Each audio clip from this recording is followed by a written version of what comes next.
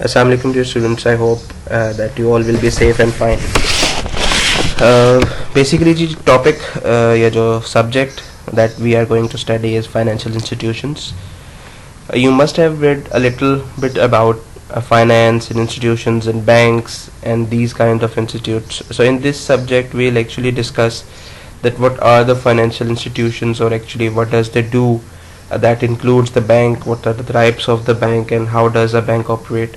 So ये सारी चीज़ें समझने के लिए हम स्टेप बाय स्टेप इसको लेके चलेंगे.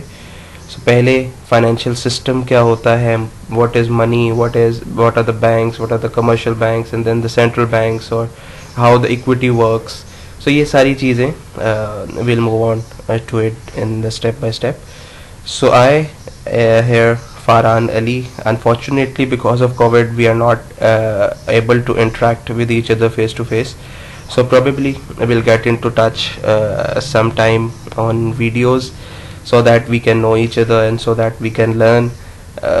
Obviously जब एक image सामने होता है तो फिर वो comparatively बेहतर understanding develop होती है. Anyhow, so coming back to the subject, financial institutions subject है जिसके लिए 3-4 बुक्स यहाँ पे आप देखेंगे रिकमेंडेड बुक्स में लिखी हुई हैं. एक जेफ मदुरा की है, फाइनेंशियल मार्केट्स एंड इंस्टीट्यूशंस. इसी तरह फाइनेंशियल मार्केट इंस्टीट्यूशंस थैजर्सन की है, देन ख्वाजा अमजद सईद साहब की है, एंड इसी तरह institute of bankers of Pakistan की भी एक बुक है. सो ये सारी बुक्स ऑब्वियसली खरीदने की ज़रूरत नहीं है. आई लेट यू नो कि कौन सी बुक से या कौन सी चीज़ों से. कुछ चीज़ें ऐसी होंगी जो मैं आपके साथ बुक के पेजेस शेयर करता रहूँगा. एक बुक अलबत्ता आपको लेनी पड़ेगी. फिर इसी तरह जो आईबीपी की बुक है उसमें से भी जो कुछ हम पढ़ेंगे उन चीज़ों की पिक्चर्स आपके साथ शेयर होती रहेंगी. सो जिसमें मेजॉरिटी होगी वो वाली बुक आप परचेज़ कर लेंगे. I let you know. और जो बाकी ऐसे टॉपिक्स हैं जो मतलब कुछ बुक्स में से सर्टन स्पेसिफिक टॉपिक्स होंगे, तो वो उन बुक्स की पेजेस जो हैं वो मैं आपके साथ गूगल क्लासरूम में या व्हाट्सएप के थ्रू, आपके CRGR के थ्रू, वो मैं आपके साथ शेयर करता रहूँगा. सो आज का जो टॉपिक है फाइनेंशियल सिस्टम्स, उस पर बात करते हैं. सो फाइनेंशियल सिस्टम में हम आजकल जिस वर्ल्ड में रह रहे हैं, हम यहाँ पे मुख्तलिफ इन्वेस्टमेंट के पर्सपेक्टिव्स देखते हैं. एक पर्सपेक्टिव या एक जनरेशन या एक पॉपुलेशन वो है जिनके पास पैसा तो मौजूद है लेकिन वो इन्वेस्ट नहीं कर सकते, करना नहीं जानते, एक्सपर्टीज़ नहीं है, नॉलेज नहीं है, वैन्यूज़ नहीं है. और एक वो साइड जिनके पास वैन्यूज़ हैं या जिनके पास एक्सपीरियंस है, जिनके पास आइडियाज़ हैं, लेकिन उनके पास पैसा नहीं है. सो इन दोनों को आपस में मैच करवाना या इन दोनों को आपस में एक दूसरे की नीड फुलफिलमेंट की तरफ लेके जाना, फाइनेंशियल सिस्टम ये रोल प्ले करता है. अगर हम यहाँ से पढ़ें, one of the biggest problems for any economy is to figure out to how to get money from people who want to save to people who want to borrow. तो कुछ वो लोग हैं जिनके पास पैसा मौजूद है जो सेव करना चाहते हैं, और कुछ वो लोग हैं जो कि ख़रीदना चाहते हैं, बोरो करना चाहते हैं, उधार लेना चाहते हैं.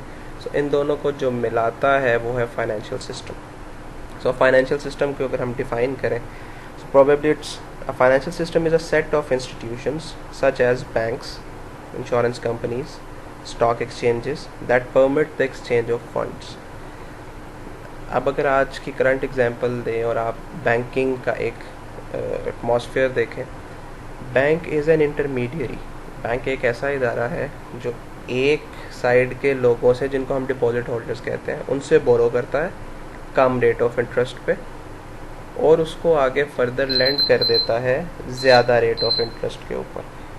और इन दोनों रेट ऑफ इंटरेस्ट के दरमियान जो डिफरेंस होता है उसको बैंक का प्रॉफिट कहा जाता है.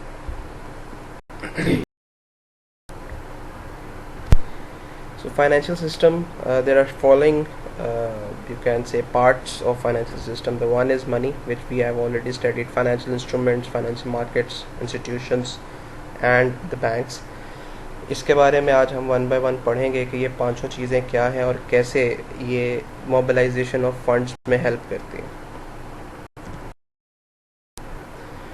सो पैसा या मनी, हम इसको बड़ा डिटेल्ड में इसकी एवोल्यूशन समेत, इसके फंक्शन समेत डिस्कस कर चुके हैं. So just for definition, money is used as a medium of exchange or a medium to buy goods and services. It is also a standard of unit measurement and acts as a store of value.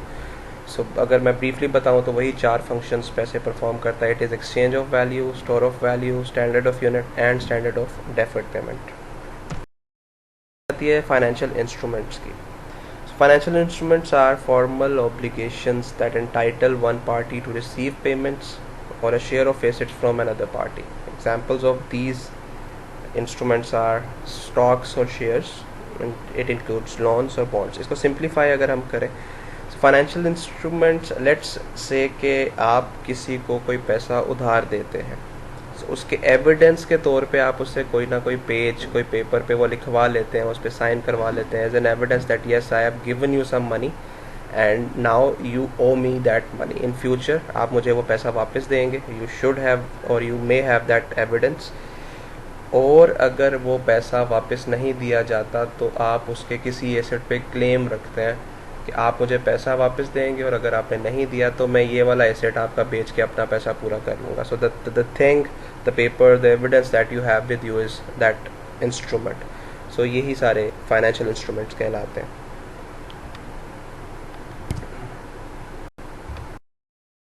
So financial instruments की अगर हम examples लें तो इसमें से stocks और share. Share क्या है?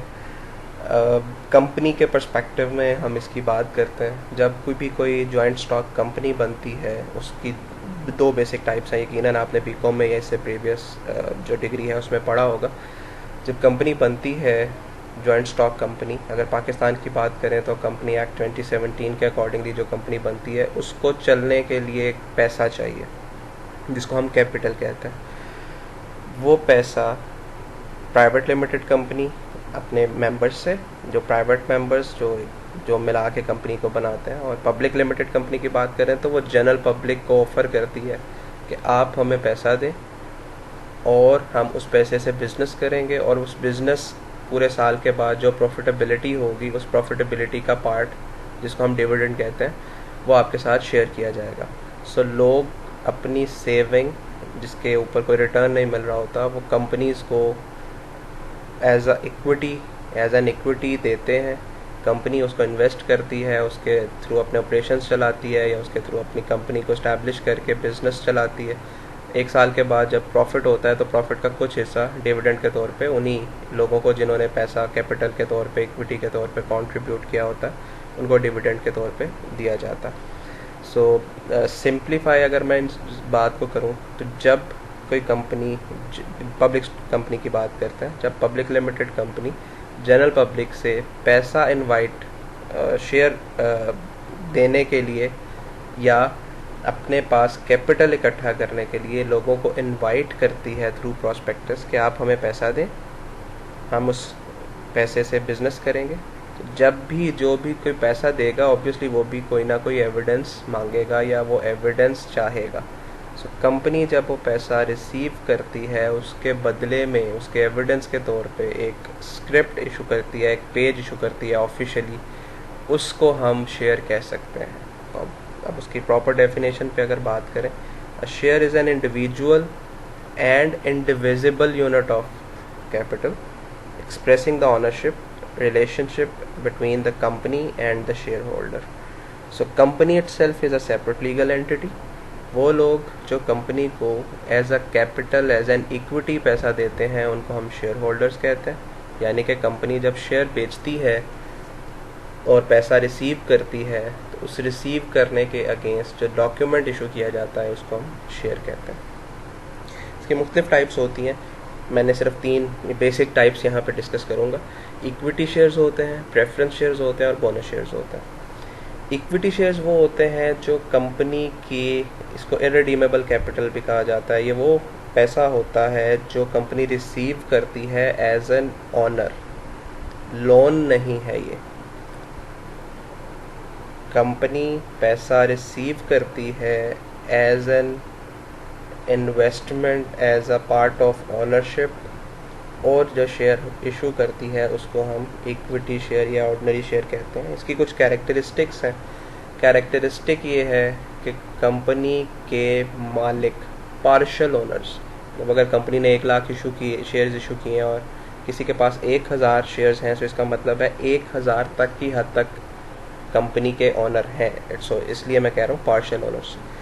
सो इक्विटी शेयर वोटिंग राइट रखती है। मैं एज्यूम करता हूँ कि कंपनी आपने ऑब्वियसली बीकॉम में ऐसे प्रीवियस डिग्री में पढ़ा होगा, but just to give you a hint, अगर आप भूल गए तो just to give you a hint कि एक कंपनी सेपरेट लीगल एंटिटी है, वॉलंटरी ऑर्गेनाइजेशन है, और अपना एक कॉमन सील या स्टैम्प और अपनी आइडेंटिटी रखती है, और ये एक डेमोक्रेटिक ऑर्गेनाइजेशन है। यानी कि कंपनी के जो ऑनर्स हैं और कंपनी की जो मैनेजमेंट है, ये दोनों मुख्तलिफ होते हैं, क्योंकि ऑनर्स तो 1 लाख करोड़ अरब भी हो सकते हैं, लेकिन सबके सब लोग मैनेजमेंट नहीं कर सकते। सो जैसे एक मुल्क के अंदर डेमोक्रेटिक गवर्नमेंट आती है कि सब मिल के वोटिंग राइट रखते हैं और वोट कास्ट करते हैं ताकि कुछ लोगों को चूज़ किया जा सके जो मैनेजमेंट कर सके। जैसे पाकिस्तान की अगर मैं आपको एग्जांपल दूं, तो तमाम पॉपुलेशन जिनके वोटिंग राइट्स हैं वो वोट करते हैं, एक एमएनए सेलेक्ट किया जाता है, and then they are the ones who are doing management of the country. The same is the case with the company as well. Company voting के लिए इनवाइट करती है, वो तमाम लोग जो मैनेजमेंट करना चाहते हैं वो अपने आप को नॉमिनेट करते हैं लीगल प्रोसेस के थ्रू, और फिर जिनको ज़्यादा वोट मिलते हैं या जो मेजॉरिटी जिनको मिलती है वो फिर मैनेजमेंट के अहल होते हैं। सो वो लोग जो कि वोटिंग राइट रखते हैं, जिनको एक पूरे साल का पैसा जो दिया हुआ है उन्होंने, पैसे के बाद डिविडेंड मिलता है या प्रॉफिट मिलता है, या जितना कंपनी ने पैसा कमाया और फिर डिसाइड किया कि कितना हर शेयर होल्डर में डिस्ट्रीब्यूट करना है, उसको हम कहते हैं इक्विटी शेयर होल्डर। फिर बात करते हैं प्रेफरेंस शेयर होल्डर की। नाम से पता चल रहा है कि प्रेफरेंस का मतलब है कि ये किसी दूसरे शेयर के ऊपर, किसी दूसरे शेयर होल्डर के ऊपर एक बर्तरी रखता है, सुपीरियॉरिटी रखता है। तो इनकी सुपीरियॉरिटी ये है कि जब भी डिविडेंड अनाउंस होता है तो सबसे पहले डिविडेंड प्रेफरेंस शेयर होल्डर्स को मिलता है, और फिर उसके बाद ऑर्डिनरी शेयर होल्डर्स को या इक्विटी शेयर होल्डर्स को मिलता है। सिमिलरली अगर कंपनी वाइंड अप हो जाती है, ख़त्म हो जाती है, बंद हो जाती है, डिफ़ॉल्ट कर जाती है, उस सिनेरियो में कंपनी के एसेट्स बिकते हैं तो सबसे पहले कैश वापस प्रेफरेंस शेयर होल्डर्स को दिया जाता है, और उसके बाद इक्विटी शेयर होल्डर्स की बारी आती है। अगर कुछ बच जाए तो इक्विटी शेयर होल्डर्स को मिलता है। So preference shares has preference over equity shares. And lastly bonus shares. ये मैंने आपको भी बताया कि कंपनी जब पूरा साल काम करती है और एंड पे अगर कोई प्रॉफिट होता है तो कंपनी उस प्रॉफिट का कुछ हिस्सा, जिसको डिविडेंड का नाम दिया, वो डिस्ट्रीब्यूट करती है। उस डिविडेंड में कैश भी दिया जा सकता है जिसको कैश डिविडेंड कहा जाता है, और अक्सर कंपनीज अपने शेयर ही एज अ डिविडेंड दे देती हैं। कैपिटल, इससे 2 फ़ायदे होते हैं। एक तो कैपिटल इकट्ठा हो जाता है कंपनी को, कंपनी कैश नहीं देती बल्कि वो शेयर्स डिस्ट्रीब्यूट कर देती है। एंड सेकेंडली जो शेयर होल्डर्स हैं उनको कुछ additional shares free of cost मिल जाते हैं। इन अदर वर्ड्स, जिनको मार्केट ऑब्वियसली उनकी कोई ना कोई वैल्यू होती है, so they can be sold to get the cash back. So bonus shares ऐसे शेयर्स होते हैं जिनको कंपनी डिविडेंड के तौर पे अपने ही एग्जिस्टिंग शेयर होल्डर्स में डिस्ट्रीब्यूट करती है।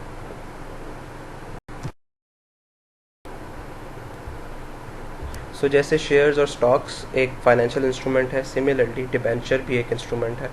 डिबेंचर और स्टॉक में ये फ़र्क है दैट शेयर्स और stocks are the evidence of ownership, कि आप कंपनी को पैसा देते हैं, कंपनी उसके अगेंस्ट आपको जो डॉक्यूमेंट इशू करती है, वो शेयर है, वो ऑनरशिप को शो करता है कि कंपनी आपके पैसे से बिजनेस कर रही है और आप ऑनर हैं, और कंपनी उसमें मैनेजमेंट करके, बिजनेस करके, पैसा कमा के खुद भी रख रही है और आपको भी दे रही है।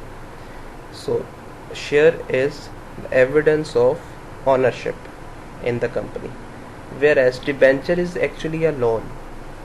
अगर किसी कंपनी को अपनी परमानेंट ऑनरशिप इंक्रीज नहीं करनी, वक्ती तौर पे पैसा चाहिए, तो कंपनी पैसा जनरल पब्लिक से इकट्ठा करती है as a loan. Again company has multiple options, like वो बैंक के पास भी जा सकती है लोन लेने के लिए, लेकिन बैंक के पास जाएगी तो बैंक सिक्योरिटी भी डिमांड कर सकता है, टर्म्स एंड कंडीशंस मुख्तलिफ हो सकती हैं, इंटरेस्ट रेट ज़्यादा हो सकता है। सो बैंक में opt to go to the general public कि आप हमें लोन दे दें। सो जब कोई भी इंडिविजुअल कंपनी को लोन देगा तो अगेन उसके बदले कोई ना कोई एविडेंस दिया जाएगा। सो वो एविडेंस जो एज अ लोन लिया जा रहा है या कंपनी पैसा एज अ लोन लेके जो डॉक्यूमेंट इशू कर रही है एज एन एविडेंस कि yes I have received that loan for a specific term on a specific rate of interest, उसको हम कहते हैं डिबेंचर। सो शेयर्स और डिबेंचर्स में जो बेसिक डिफरेंस है that is share is the evidence of ownership in the company, whereas debenture is an evidence of indebtedness of the company. Company मकरूज है। अगर हम प्रॉपर्टी डेफिनेशन पे आएँ, अ debenture is one of the most typical forms of long term loans that a company can take. It is normally a loan that should be repaid on a specific date, but some debentures are irredeemable securities. Now irredeemable क्या होती है, कुछ basic types मैंने आपके साथ यहाँ पे share की। The first one is naked और ऑर्डिनरी डिबेंचर्स। ये वो डिबेंचर्स होते हैं जिसकी बैक पे कंपनी कोई सिक्योरिटी नहीं देती। Again it's a loan, so company interest तो दे रही है, कंपनी ये भी बता रही है कि एक स्पेसिफिक टाइम पीरियड के बाद आपसे डिबेंचर वापस ले लिया जाएगा और आपको आपका पैसा वापस दे दिया जाएगा।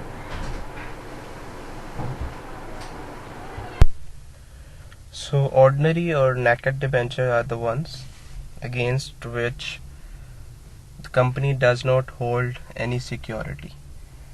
मतलब फॉर एग्जांपल, अगर कंपनी लोन ले रही है in the term of debenture और उसकी बैक पे कंपनी कमिटेड है कि वो पैसा वापस देगी और डिबेंचर खरीद लेगी वापस, जिसको हम रिडीमेबल डिबेंचर कहते हैं, लेकिन कंपनी अगर वो पैसा वापस ना दे सकी तो उसकी बैक पे कोई स्पेसिफिक सिक्योरिटी नहीं है कि ये वाली सिक्योरिटी या ये वाला एसेट या ये वाला असासा बेच के कंपनी डिबेंचर होल्डर का पैसा वापस करेगी। So, ऐसे डिबेंचर्स को हम ऑर्डिनरी डिबेंचर्स कहते हैं। Then there is secured debentures, ये बिल्कुल ऑपोजिट है ऑर्डिनरी डिबेंचर्स के या नेकेड डिबेंचर्स के। ये वो डिबेंचर्स हैं जिसकी बैक पे कंपनी ने कोई ना कोई एसेट, कोई ना कोई असासा रखा होता है जो सिर्फ इसी पर्पज के लिए यूज हो सकता है। फॉर एग्जाम्पल, कंपनी 1 बिलियन इकट्ठा करना चाह रही है डिबेंचर्स बेच के, तो कंपनी कोई अपनी प्रॉपर्टी, कोई लैंड, कोई बिल्डिंग, कोई machinery, anything which has the value of 1 billion, वो अपने पास महफूज रखती है और कहती है, अनाउंस करती है इन द प्रोस्पेक्टस कि ये वो सिक्योरिटी है कि अगर हम पैसा वापस ना कर सके तो ये वाला एसेट बेच के डिबेंचर होल्डर का पैसा वापस किया जाएगा। सो इस किस्म के डिबेंचर को हम सिक्योर डिबेंचर्स कहते हैं, जिसमें मॉर्टगेज डिबेंचर्स भी हैं या इक्विपमेंट ट्रस्ट डिबेंचर्स भी आते हैं।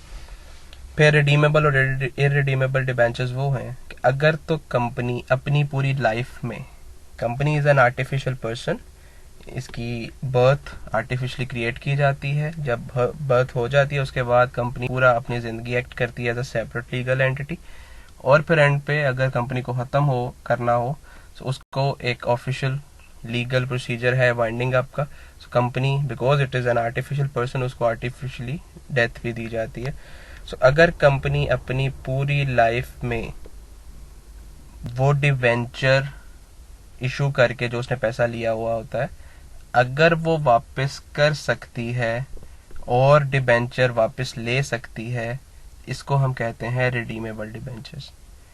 और ऐसे डिबेंचर्स जो कंपनी ने अगर एक दफ़ा इशू कर दिए हैं, यानी कि उसके अगेंस्ट ले लिया है, और कंपनी अपनी पूरी लाइफ में अब वो डिबेंचर वापस नहीं खरीद सकती, इन अदर वर्ड्स लोगों को पैसा वापस नहीं दे सकती, उसको हम कहते हैं irredeemable debentures. So financial instruments में एक और इंस्ट्रूमेंट है जिसको बॉन्ड कहते हैं। A bond is a type of financial instrument. Bonds are debt that firms and government can issue to raise money and they can earn interest. ये monetary policy को discuss करते हुए भी डिस्कस किया था कि बॉन्ड एक लोन या पैसा इकट्ठा करने का एक टूल है, एक इंस्ट्रूमेंट है जिसको इशू करके पैसा लिया जाता है और उसके अगेंस्ट एक डॉक्यूमेंट जिसको बॉन्ड का नाम दिया जाता है वो इशू कर दिया जाता है। सो इसके तरीके से भी डिपॉजिट को मोबिलाइज किया जाता है। इन अदर वर्ड्स कि ऐसे लोग जिनके पास पैसा है और एक दूसरी साइड ऐसे लोग जिनके पास पैसा नहीं है बट दे नीड इट, इन दोनों को मिलाना या इन दोनों के दरमियान जो ट्रांजैक्शन हो रही है उनको डॉक्यूमेंट के अकॉर्डिंगली करना, किस इंस्ट्रूमेंट के थ्रू करना, ये सारा कुछ फाइनेंशियल सिस्टम के अंदर इंक्लूडेड है। इसके बाद हम बात करते हैं जी फाइनेंशियल मार्केट्स की। पहले तो मार्केट क्या है? Market is simply something where there are different sellers, there are different buyers. So एक ऐसी जगह जहाँ पे कुछ खरीदार हैं, कुछ बेचने वाले लोग हैं और कुछ खरीदने वाले लोग हैं, और कोई कमोडिटी ट्रेड हो रही है, सो उसको मार्केट कहते हैं। सो फाइनेंशियल मार्केट की अगर हम देखें तो फिर ऐसी मार्केट जहाँ पे फाइनेंशियल इंस्ट्रूमेंट्स ट्रेड हो रहे हैं उसको हम फाइनेंशियल मार्केट कहते हैं। So a financial market is a place or network where financial instruments can be sold quickly, cheaply, economically. This diagram depicts the functions of financial market. 7 function हैं: price determination, funds mobilization, liquidity, risk sharing, easy access, reduction in transactional cost and capital formation. So हम one by one इन सबको discuss. सबसे पहले है price determination. So financial market का primary function एक ये है कि वो प्राइस डिटर्मिन करे। आपने डिमांड सप्लाई पढ़ा होगा, इक्विलिब्रियम कैसे मेंटेन होता है वो भी पढ़ा होगा। So when there is a certain demand and on the other side there is certain quantity supplied, दोनों की बेचने वाले की कोशिश होती है कि ज़्यादा से ज़्यादा प्राइस पे बिके और ख़रीदने वाले की कोशिश होती है कि कम से कम प्राइस पे ख़रीदा जा सके। सो दोनों का जहाँ पे रेट मैच हो जाता है उसको हम इक्विलिब्रियम कहते हैं। And same is the function of financial market. So financial market में एक साइड पे सेलर्स मौजूद हैं फाइनेंशियल इंस्ट्रूमेंट्स के, एक साइड पे फाइनेंशियल इंस्ट्रूमेंट्स के बायर्स मौजूद हैं। सो इन दोनों को मैच करवा के जहाँ पे प्राइस डिटर्मिन हो जाती है, इक्विलिब्रियम मेंटेन हो जाता है, सो वहाँ पे प्राइस डिटर्मिन होती है, which is a function of financial market. और ये बेस करता है इंस्ट्रूमेंट की डिमांड और सप्लाई पे। अगर डिमांड ज़्यादा है, सप्लाई कम है, तो प्राइस इंक्रीज हो जाती है, और अगर सप्लाई ज़्यादा है, डिमांड कम है उस इंस्ट्रूमेंट की, तो प्राइस डिक्रीज हो जाती है। Next is funds mobilisation. Funds mobilisation का मतलब है कि एक वो साइड जिसको पैसों की ज़रूरत है और एक वो साइड जिसके पास पैसे मौजूद हैं, ये दोनों आपस में इस तरीके से इंटरेक्ट करें कि दोनों विन विन सिचुएशन में आ जाए। एक साइड अगर पैसा ले रही है तो उसके ऊपर रेट ऑफ इंटरेस्ट दे रही है, लेकिन उस पैसे के थ्रू जो वो अर्न कर सकती है या करना चाह रही है, या जो बेनिफिट एडवांटेजेस वो लेने जा रही है, वो ज़्यादा होंगे उस रेट ऑफ इंटरेस्ट से जो वो पे करेगी। ऑन द अदर साइड ऐसी पार्टी जिसके पास पैसे मौजूद हैं लेकिन वैन्यूज़ नहीं है जिससे वो अर्न कर सके, सो वो उसको लेंड कर देती है या वो इंस्ट्रूमेंट बाय कर लेती है। सो वो भी विन विन सिचुएशन पे काम कर रही है कि वो पैसा जो फ्री ऑफ कॉस्ट या जो फ्री पड़ा था, जिसके ऊपर कुछ रेवेन्यू नहीं आ रहा था, वो लेंड करके इंस्ट्रूमेंट खरीद के उस पर रेट ऑफ इंटरेस्ट कमा लेता है। So this is funds mobilisation. अगर मैं इसको जो लिखा है वो पढ़ूँ, the required rate of return of the funds invested by the investor is also determined by participants in the financial market. The motivation, this is important, the motivation for persons seeking the fund is dependent upon the required rate of return which is demanded by the investor. So जितना investor पैसे को demand कर रहा है, वो instrument खरीदने वाला सबसे इम्पॉर्टेंट चीज़ जो देखता है, मुख्तलिफ चीज़ें देखी जाती हैं जिसमें सिक्योरिटी भी है, ये भी है कि पैसे वापस आएंगे कि नहीं। सबसे इम्पॉर्टेंट सिक्योरिटी इज़ देयर, और साथ साथ रेट ऑफ रिटर्न भी कि इस पे मैं कितना अर्न कर सकता हूँ। So this is funds mobilisation. Next is liquidity. Liquidity means availability of cash. अगर मैं कहूँ कि मैं एक कंपनी को लिक्विडेट कर रहा हूँ, तो इसका मतलब है कि कंपनी के तमाम एसेट्स को कन्वर्ट किया जा रहा है कैश के अंदर। सो लिक्विडिटी का मतलब है कैश में कन्वर्ट करना, कैश प्रोवाइड करना, या कैश इक्विवेलेंट। दैट मीन्स जितनी जल्दी कोई चीज़ कैश में कन्वर्ट हो सकती है उसको हम कहते हैं ये इतना ही लिक्विड एसेट है। So the liquidity function of the financial market provides an opportunity for the investors to sell their financial instruments at its fair value prevailing in the market at any time during the working hours of the market. So क्या है जी, thus in the financial market investors can sell their securities readily and convert them into cash, thereby providing the liquidity. That means, for example, if I have bought certain financial instruments और अब मुझे पैसा चाहिए, तो मैं उसको कहीं ना कहीं फाइनेंशियल इंस्ट्रूमेंट को सेल करूंगा तो उसके अगेंस्ट पैसा ले सकता हूँ। सो फाइनेंशियल मार्केट का एक फंक्शन है कि वो लिक्विडिटी भी प्रोवाइड करता है, एक ऐसी प्लेस, एक ऐसा प्लेटफॉर्म देता है कि अगर मैंने कोई फाइनेंशियल इंस्ट्रूमेंट खरीदा है और मैं उसको बेचता हूँ, तो मैं उस अपने फाइनेंशियल इंस्ट्रूमेंट्स के अगेंस्ट उसको कन्वर्ट कर सकता हूँ कैश में। So this is a function which is called liquidity function. Next one is risk sharing. So funds mobilization में मैंने आपको बताया there are two parties. One party is the one who has the money, but it cannot take the risk. It cannot invest, maybe because he or she does not have that specific experience or the qualities. On the other side एक वो party है जिसके पास experience expertise तो है लेकिन पैसा नहीं है. सो रिस्क शेयरिंग भी एक फंक्शन है फाइनेंशियल मार्केट का कि दोनों पार्टीज को मिलाना, उनके फंड्स मोबिलाइज करवाना, इस तरीके से प्राइस डिटरमिन करवाना. एक पार्टी जो रिस्क नहीं ले सकती और जो लेना चाहती है, उन दोनों को मैच करवा के एक पार्टी का रिस्क दूसरी पार्टी पे शिफ्ट कर दिया जाता है. So with the help of financial market the risk is transferred from the person who undertakes the investment to those person who provide the funds for making those investments, right? Then easy access. Industries require the investors for raising the funds, and the investors require the industries for investing its money and earning the returns from them.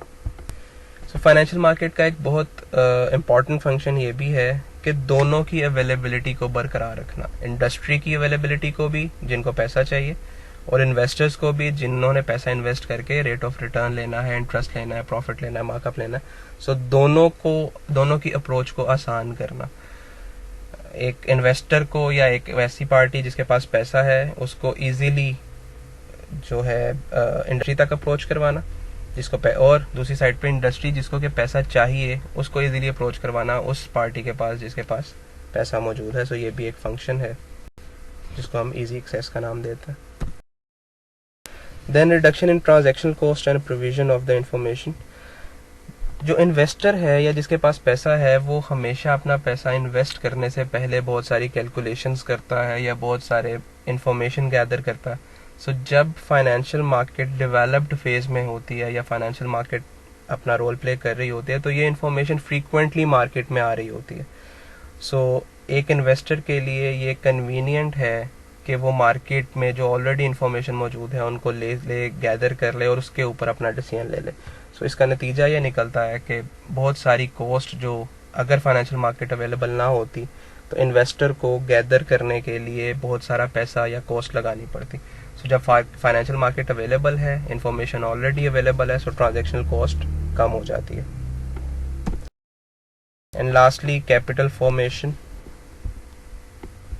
Financial market provides the channel through which the new savings of the investors flow in the country, which aid the capital formation of the company. So, because we say the world is a global village now, so एक मुल्क से दूसरे मुल्क में जब पैसा shift होता है, ट्रांसफर होता है, because of certain of the investment purposes, like यहाँ पे पाकिस्तान की अगर आप बात करें तो बहुत सारी मल्टीनेशनल कंपनीज हैं जो यहाँ पे इन्वेस्टमेंट करती हैं, बहुत सारी टेलीकॉम कंपनीज हैं जो पाकिस्तान में काम कर रही हैं.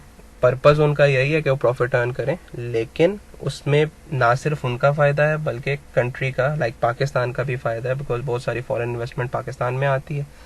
उसकी बेस पे यहाँ पे एक पूरा सेटअप डेवलप होता है जिससे स्टैंडर्ड ऑफ लिविंग भी बेहतर होती है, बहुत सारे लोगों को एम्प्लॉयमेंट मिलती है और एक कंट्री जो है वो एक डेवलपिंग फेज से डेवलप्ड की तरफ मूव करना शुरू कर देती है. सो फाइनेंशियल मार्केट का एक इम्पॉर्टेंट फंक्शन ये भी है, किसी भी मुल्क की कैपिटल फॉर्मेशन में हेल्प करता है. सो एक एग्जांपल से यहाँ पे मैं आपको समझाना चाहूँगा कि एक एग्जांपल ये है कि एक XYZ लिमिटेड एक कंपनी है जिसको एक नया प्रोजेक्ट स्टार्ट करना है और नया प्रोजेक्ट स्टार्ट करने के लिए एक्सपर्टीज मौजूद हैं, थिंकिंग मौजूद है, प्लान मौजूद है, लेकिन पैसे मौजूद नहीं. ऑन द अदर साइड कुछ ऐसे लोग हैं जिनके पास पैसा मौजूद है लेकिन थिंकिंग या एबिलिटी या एक्सपर्टीज नहीं है. सो इन दोनों के दरमियान एक डील हो जाती है टू गेट द मनी कि XYZ लिमिटेड कंपनी जो है ये उन लोगों से पैसा ले लेगी और जो लोग थे वो कंपनी को पैसा दे देंगे जिसके बदले कंपनी कोई रेट ऑफ इंटरेस्ट उनको प्रोवाइड करेगी. सो दोनों के लिए विन विन सिचुएशन है. कंपनी के लिए भी, कंपनी को पैसा मिल गया, वो प्रॉफिट अर्निंग की तरफ चली जाएगी बिजनेस करके, और वो लोग जिनका पैसा फ्री ऑफ कॉस्ट या फ्री ऑफ रिवॉर्ड या फ्री ऑफ रेवेन्यू या कुछ भी नहीं मिल रहा था उनको कुछ रेट ऑफ रिटर्न मिलना शुरू हो जाएगा. So in that case financial market will function where the company can raise funds from the investors and the investors can invest their money through the help of financial market. So ये सारे functions जो हमने discuss किए, ये सारे financial market के functions और इनको परफॉर्म करने में बड़े अहम रोल इन्होंने प्ले किया। प्राइमरी मार्केट वो मार्केट होती है जिसमें कोई भी फाइनेंशियल इंस्ट्रूमेंट पहली दफ़ा ट्रेड होने के लिए आता है। अगर हम शेयर्स की बात करें, शेयर कंपनी पहली दफ़ा इशू कर रही है और लोग पहली दफ़ा शेयर को खरीदना चाह रहे हैं, that will be a primary market. Initial public offering भी कहते हैं इसको। और सेकेंडरी मार्केट ये है कि अगर एक फाइनेंशियल इंस्ट्रूमेंट ऑलरेडी मार्केट में मौजूद है, खरीदा बेचा जा चुका है, अब वो सेकेंड टाइम खरीदा या बेचा जा रहा है, that will be secondary market. और शेयर्स के परस्पेक्टिव में स्टॉक एक्सचेंज, पाकिस्तान की बात करूं तो पाकिस्तान स्टॉक एक्सचेंज को हम सेकेंडरी मार्केट कंसीडर करते हैं। फाइनेंशियल इंस्ट्रूमेंट्स के बाद, फाइनेंशियल इंस्टीट्यूशंस के बाद लास्ट जो पार्ट है फाइनेंशियल सिस्टम का, that is central banks. So central banks are large financial institutions that handle government finances. They regulate the supply of money and they serve as banks to commercial bank. Central bank को हम later stage पे बहुत detail में इसके functions को, इसकी hierarchy को discuss करेंगे। अभी मैं ये बताता चलूँ कि जितने भी कमर्शियल बैंक्स हैं उनको रेगुलेट करने के लिए हर मुल्क के अंदर एक सेंट्रल इदारा मौजूद है जिसको सेंट्रल बैंक का नाम दिया है। पाकिस्तान में state bank of Pakistan central bank का रोल प्ले कर रहा है। ये बैंकर्स बैंक भी कहलाता है बहुत सारे मौके पे। ये गवर्नमेंट को हेल्प भी करता है, एडवाइज़र के तौर पे भी काम करता है, पैसा लेंड भी करता है गवर्नमेंट को। So basically it's a government oriented bank. It's a bank, it's an institution which regulates all other commercial banks. It advises the government on different platforms wherever the financial needs occur. So central banks एक ऐसा इदारा है जो सारी financial measures को, economic stability को maintain करने के लिए गवर्नमेंट को हेल्प करता है। फिर हम आते हैं जी स्ट्रक्चर ऑफ फाइनेंशियल मार्केट पे। ये हमारा आज का लास्ट टॉपिक होगा। Structure of financial market 5 component पे बेस करता है: foreign exchange market, mortgage market, derivative market, debt market and equity market. तो वन बाय वन सबको डिस्कस। सबसे पहले फॉरेन एक्सचेंज मार्केट। जैसे ही मैंने नाम फॉरेन एक्सचेंज का लिया, आपके जहन में डिफरेंट करेंसीज आई होंगी, लाइक डॉलर्स, यूरो, यन। सो ये ऐसी मार्केट्स जहाँ पे मुख्तलिफ करेंसीज को कन्वर्ट किया जाता है, एक्सचेंज किया जाता है, जैसा कि पाकिस्तानी रुपी को यूएस डॉलर के अगेंस्ट। तो ऐसी तमाम मार्केट्स को हम फॉरेन एक्सचेंज मार्केट्स कहते हैं। So activities in the foreign exchange market determine the foreign exchange rate, the price of one currency in term of another. आज हम बात करते हैं कि एक यूएस डॉलर 165 पाक रुपीस के बराबर है। सो ये जो रेट डिटर्मिनेशन है, that is because of foreign exchange markets. Then there is a mortgage market. Mortgage is a type of security जो कि इमूवेबल प्रॉपर्टी को लिंक करती है। इसको मैं आपको एक आसान एग्जांपल से समझाना चाहूँगा। अगर मैं किसी से लोन लेने जाता हूँ तो सबसे पहला क्वेश्चन जो मुझे लोन देने पे एग्री होगा, वो देखेगा कि क्या मैं वो लोन वापस कर सकता हूँ। अगर मैं लोन वापस कर सकता हूँ तो वो नेक्स्ट क्वेश्चन की तरफ आएगा, and that next question would be कि अगर मैं पैसा वापस ना कर सका या लोन वापस ना कर सका तो जिस बंदे ने मुझे लेंड किया है वो क्या करेगा, या वो ऐसी कौन सा एसेट या सिक्योरिटी मेरे से रखे कि अगर मैं पैसा वापस ना करूं तो वो बेच के अपना पैसा रिकवर कर ले। So, ऐसी सिचुएशन में एसेट्स की 2 बेसिक टाइप्स हम डिस्कस करते हैं: movable assets, immovable assets. Movable assets में वो तमाम एसेट्स आते हैं जो एक जगह से दूसरी जगह मूव किया जा सकता है, जैसे कैश, स्टॉक, मशीन, डेटर्स। वो तमाम चीज़ें जिसको आप कन्वीनियंटली मूव कर सकते हैं।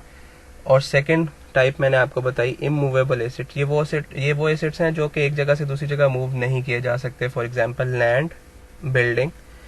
सो मॉर्गेज मार्केट वो है कि जब भी कोई लोन एडवांस किया जाता है, दिया जाता है, अगर उसकी बैक पे जो सिक्योरिटी है वो इमूवेबल एसेट रखा जा रहा है तो इसका मतलब है हम मॉर्गेज मार्केट की बात कर रहे हैं। सो mortgage is a long-term loan secured by a pledge of real estate. Real estate means immovable property. So mortgage market को अगर आपने जहन में रखना है तो इसके जहन इमीडिएटली जैसे मॉर्गेज का नाम लिया जाए आपके माइंड में इमूवेबल प्रोडक्ट आनी चाहिए, इमूवेबल सिक्योरिटी, इमूवेबल एसेट जो कि लैंड होते हैं. सो ऐसी मार्केट जिसमें लोन दिया जाता है और जिसकी बैक पे सिक्योरिटी इमूवेबल होती है, लैंड और बिल्डिंग होती है, इसको हम मॉर्गेज मार्केट में कंसिडर करते हैं. Then there are financial derivatives. Financial derivatives are contracts that derive their values from the underlying assets. Basically जो financial derivatives हैं ये रिस्क कवरेज के लिए यूज़ किए जाते हैं, हेजिंग के लिए यूज़ किए जाते हैं. इसके अंडर बहुत सारे इंस्ट्रूमेंट्स आते हैं, लाइक कॉल ऑप्शंस हैं या फॉरवर्ड कॉन्ट्रैक्ट्स हैं, फ्यूचर कॉन्ट्रैक्ट्स हैं. मैं जस्ट आपको एक सिंपल सी एग्जांपल दूंगा. लेट्स से कि आज मैं कॉन्ट्रैक्ट करने जा रहा हूँ, कोई प्रोडक्ट मैं यूएसए से इंपोर्ट करने जा रहा हूँ जिसके अगेंस्ट मुझे बहुत सारे डॉलर्स पे करने हैं. लेट्स से $1 मिलियन की कोई प्रोडक्ट है और मुझे वो पेमेंट करनी है 1 माह के बाद. अब आज अगर डॉलर का रेट 150 रुपये है और मुझे डाउट है कि जब मुझे पेमेंट करनी होगी 1 माह बाद ये रेट इंक्रीज करके 170 रुपये हो जाएगा, तो इसका मतलब है I have a certain risk in that transaction. अगर मैं वो डॉलर का आज की डेट में बैठा फॉरवर्ड कॉन्ट्रैक्ट कर लेता हूँ, किसी एक और इंडिविजुअल से ये डील कर लेता हूँ कि आज आप मुझसे 150 रुपये ले लें पर डॉलर के अकॉर्डिंगली, 1 माह बाद मैं आपसे इतने डॉलर लूँगा, और चाहे अब 1 माह के बाद उस डॉलर की प्राइस 170 रुपये हो या 100 से हो, मैंने रेट आज फिक्स कर लिया. तो इसका मतलब है मैंने अपने रिस्क को हेज कर लिया, कवर कर लिया. अब ये दोनों साइड पे मूव कर सकता है. फायदा हो गया मुझे अगर वो रेट 170 रुपये मार्केट में चला गया लेकिन मेरी डील 150 पे हुई है. लेकिन अगर डॉलर रेट 130 रुपये पे आ गया, सो इन दैट सेंस मुझे लॉस भी हुआ. सो ये फाइनेंशियल डेरिवेटिव की एक एग्जांपल है जो मैंने आपको बताई कि नॉर्मली ये रिस्क कवरेज के लिए या रिस्क को हेज करने के लिए, एफिशिएंटली वर्क करने के लिए किए जाते हैं. Then there is a debt market. Debt आप सब जानते हैं उधार को कहते हैं, क्रेडिट को कहते हैं. So debt instruments are traded in the debt market, simple as that कि वो तमाम इंस्ट्रूमेंट्स जो कि लोन से रिलेटेड हैं, जैसे बॉन्ड हमने डिस्कस किया, जैसे डिबेंचर हमने डिस्कस किया. सो ऐसी तमाम इंस्ट्रूमेंट्स जो कि लोन के अकॉर्डिंगली हैं, चाहे वो गवर्नमेंट के एंड पे हैं, गवर्नमेंट लोगों से लोन लेके उनको कोई सिक्योरिटी, कोई इंस्ट्रूमेंट, कोई डॉक्यूमेंट दे रही है, या कोई फर्म या कोई कंपनी. सो ऐसी तमाम जगह, ऐसी तमाम मार्केट्स जिनमें डेट इंस्ट्रूमेंट्स की डीलिंग्स होती है उसको हम डेट मार्केट कहते हैं. And lastly there is equity market, और इक्विटी इंस्ट्रूमेंट्स नाम से भी अंदाज़ा हो रहा है. इक्विटी का मतलब है कि ऑनरशिप को शो करता है ये. तो equity instruments are traded in the equity market, simple as that कि इक्विटी मार्केट वो होती है जहाँ पे इक्विटी इंस्ट्रूमेंट्स डील होते हैं. और इक्विटी इंस्ट्रूमेंट्स में जैसे अभी मैंने आपको शेयर्स और स्टॉक्स की डिटेल बताई, उसी को हम इक्विटी मार्केट कहते हैं. 2 टाइप्स मैंने ऑलरेडी बताई थी, primary market and the secondary market. Primary market वो है जिसमें इक्विटी इंस्ट्रूमेंट्स, फाइनेंशियल इंस्ट्रूमेंट पहली दफ़ा मार्केट में ट्रेड हो रहा है, उसको हम कहते हैं primary market. Initial public offering उसी की एग्जांपल है कि कंपनी पहली दफ़ा जनरल पब्लिक को इनवाइट कर रही है कि आप हमारे शेयर खरीदें और हमें पैसा दें. सो उसको हम प्राइमरी मार्केट कहते हैं और इस पूरे प्रोसेस को इनिशियल पब्लिक ऑफरिंग कहते हैं. और अगर कंपनी वो शेयर इशू कर चुकी है, अब वो शेयर जिसने ख़रीदा वो फर्दर किसी दूसरे बंदे को बेच रहा है और वो फर्दर किसी थर्ड पर्सन को बेच रहा है और कोई खरीद रहा है. So that means after the sale and purchase of the first time, वो जितनी दफ़ा भी मार्केट में एक्सचेंज हो रहा है फाइनेंशियल इंस्ट्रूमेंट्स, उसको हम कहते हैं सेकेंडरी मार्केट. स्टॉक एक्सचेंज इसकी एक एग्जांपल है. इसको और सिंप्लीफाई करूँ, एक कंपनी है डेस्कॉन केमिकल्स लिमिटेड.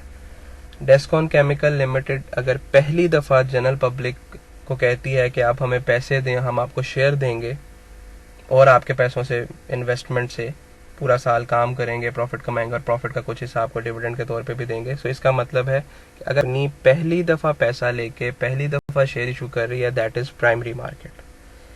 और अब अगर कंपनी ने वो शेयर इशू कर दिया, किसी ने खरीद लिया, कंपनी को पैसा दे दिया, अब वो इंडिविजुअल उस शेयर को दोबारा किसी थर्ड पर्सन को बेच रहा है और थर्ड पर्सन किसी फोर्थ पर्सन को बेच रहा है प्रॉफिट के। तो इसका मतलब ये है कि वो सेकेंडरी मार्केट में उस फाइनेंशियल इंस्ट्रूमेंट को डील कर रहा है।